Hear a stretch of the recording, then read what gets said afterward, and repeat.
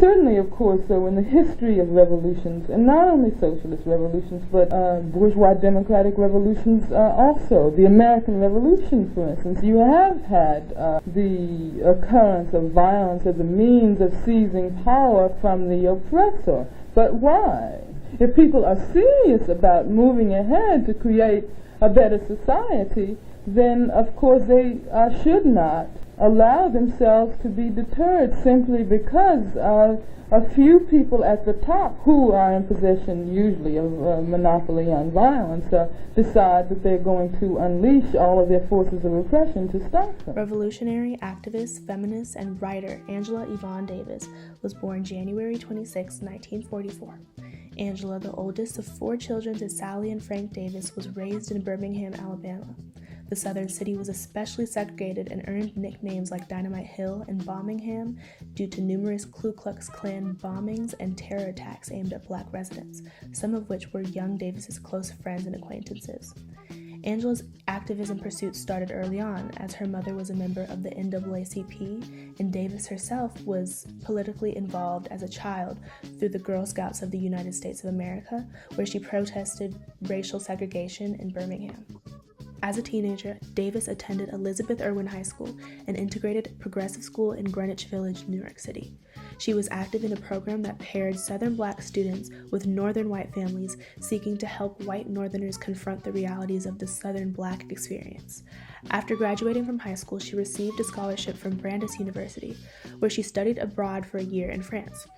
Davis was one of 3 black students in her class, and in 1965 she graduated with honors and a degree in French. She continued her education at the University of Frankfurt, Germany, studying philosophy. She earned her master's degree from the University of California in San Diego, and later went on to earn a PhD from Humboldt University in Germany. While studying, she lived in West Germany with a group of students who were active in the Socialist German Student Union. The group consisted largely of college students who opposed Germany's political involvement in the Vietnam War. They publicly denounced the Nazi Party and claimed that too many still held positions of power in West Germany even long after the Holocaust. The group was LGBTQ friendly, they spoke openly about reproductive justice, and they used similar protest techniques as the anti-war movement in the United States at the time. While in Europe, Davis visited East Germany as well. After being able to compare her former social activism work in the West with that of the East, she felt that the Eastern German government had more control in regulating the lingering effects of fascism. I'm representing the Sailor Moomba Club of the Communist Party. Davis's views of German governmental and social structures went beyond American perception, so upon her return to the States, her political activism pursuits were therefore considered radical. In the late 1960s, Davis befriended Huey P. Newton and associated herself with the emergence of his Black Panther Party. She agreed with the Panthers' attempt to transcend the strictly racial context of oppression. So through her speaking and writing, she aimed to popularize a global revolutionary movement against imperialism and capitalism. In 1969, Davis was hired to teach philosophy at UCLA, but the University of California Board of Regents was ordered by Governor Ronald Reagan to dismiss Davis because of her association with the Communist Party. A court ruling blocked her initial dismissal, but the board, with the opinion of Reagan, fired her again in 1970, this time for her outward vocal support of the Black Panther Party. That same year in 1970, Angela Davis was introduced to 3 black inmates accused of murdering a white prison guard in Soledad Prison.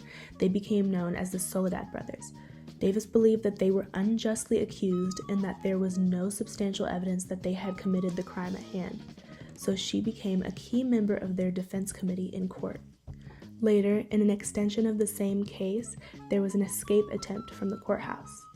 2 of the men on trial were killed in a shootout with the police, and 1 juror as well as the district attorney was injured. The weapons used in the situation were traced back to Davis, giving reason to believe that she was involved. A warrant was soon issued for her arrest, and she was charged as being an accomplice to murder, kidnapping, and conspiracy. Soon thereafter, she was placed on the FBI's most wanted list.